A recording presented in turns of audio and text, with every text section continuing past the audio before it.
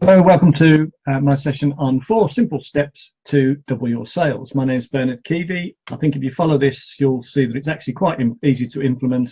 So I'll just explain what those steps are. So anyone who's ever sort of read any marketing books knows that there's 4 things you have to do. You have to have something good to say. You have to say it to the right people. You have to say it well, and you have to say it often. And that's fine. And you read the books and you say, oh yeah, that makes sense. But then you think, well, so what does that mean? Well, what it actually means is there's something good to say means that you must have something that means that there's a reason for your customers to buy from you rather than from your competition.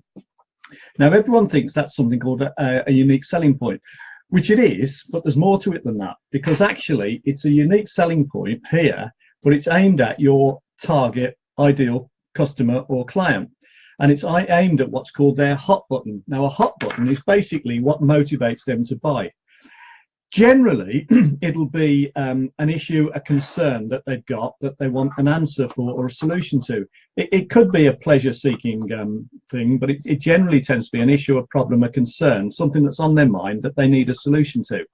If you can identify what that is, and then you can address it in what your unique selling point is, and that makes it then into a market-dominating position, then that's the first of the 4 elements, and that's the something good to say.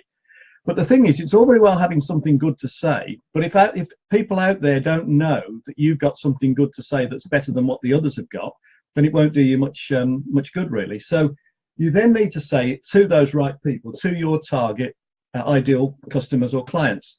And the thing is, the great thing about having ideal customers is that you can be the specialist, the expert in that particular mini market or niche or target market. And the thing is, if you're the expert or the specialist, that's who people will buy from. So the second thing then is you need to know who your ideal customers are, and you need to know what motivates them to buy, what their hot button is, so that your something good to say addresses that. And that is a constant process. You're constantly finding out more about what your ideal customers want and what makes them want to buy, and then constantly refining and improving your proposition to give them more of it. But that in itself won't be enough, because you've then got to get the message out there that you've actually got this something good to say to the right person. And the way you get this out is you follow what's called the conversion equation. And what the conversion equation effectively says is that most people are walking around in what we call downtime. Now, what downtime means is that they're on sort of autopilot, which is fine, but you're not going to attract their attention unless you can get them into what's called uptime. And the way you get them into uptime is you have what's called an interrupt. Now, an interrupt is basically the first thing that you say if you're talking to them, or the first thing that's on any sort of promotional material that you use. And it's basically a headline. So your headline is an interrupt. And the thing is, what the interrupt does is it brings them out of downtime and into uptime. And there's various ways you can do it, but there's only one that really works well for small business owners. So big companies, they can do things like they can have an amusing headline, they can provoke curiosity, they can have something that's familiar like a celebrity. But that doesn't work for small businesses. What small businesses need to do is their interrupt has to be, this is your major issue or concern, the very thing that we've built our market dominating position around. So the first thing that you say or put in your literature is, I know that you've got this major issue or concern. The second thing you do is then you have to engage with them, because it's no good having an interrupt and then nothing follows, because all that will happen is people will go back into downtime again. So the way you engage with them is you say, the headline interrupts them by saying you've got this issue or concern. You then have the second thing you say, or a sub-headline, which basically says, and I can give you a solution, which is the promise of, we can solve this hot button for you. So the interrupt says this is your issue or concern. The sub-headline or the engage says, I can offer you a solution. You then need to go into what's called educate. So it's interrupt, engage, educate. Now the educate basically says, this is how it works, and I can prove it to you. So this is all the proof, and this is what you'd need to do if you wanted to get it, and all the other things that you'd want to put in your copy, if you like, or in your main speech or whatever it is that you're doing. So there's the interrupt, which says this is your major issue or concern, the engage, which says I can offer you a solution, the educate that says this is how it works.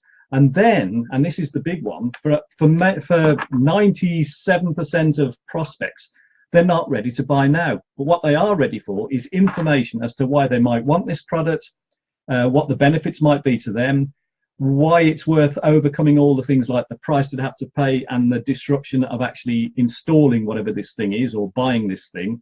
And then after all of that, who they should buy from. So they're looking for information. So the fourth thing is on your interrupt, engage, educate, the next thing you then want is something that gets them to engage with you by offering them some information. And it's called a risk-free offer. So it's an offer of more, it might be an ideas guide, it might be a checklist, it might be technical information, but it's basically information that will help them make their decision as to whether to buy or not, and whether they need this product or service. Now, the thing is, once you've got that offer, once you've got that information from them, their contact information, you then move on to this last bit, which then says, say it often. And the reason you need to say something well and say it often is because people aren't generally now buyers, a small minority are, but most aren't. And what they need is several points of contact along the way of what they call the buyer's journey. And these several points of contact enable you to nurture them and build up a relationship with them, such that when they do become now buyers, you're the person, you're the business they'll buy from. And what they're looking for is a series of pieces of information. So if you had an ideas guide, for instance, as your initial offer, you might then send them regular flows of specific bits of information, giving more information about the particular ideas in the ideas guide. So it can be, you can be building on the original offer. And the thing about the say it often is, and the repeated bits of information is that then gets them to engage with you along the buyer's journey. And then when they become now buyers, they will buy from you. And that's called strategic marketing. So those are the four secrets. Have something good to say, which is your market dominating position. Now, the best way to develop your market dominating position is to have someone to facilitate a workshop session with you and actually get contributions from all the people who are involved and get ideas and actually pin it down as to what our market dominating position could be. So a workshop would be a good idea to actually achieve that.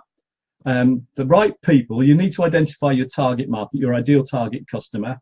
The more closely you can identify that, the better, because then it becomes possible to become the expert or the specialist in that particular field.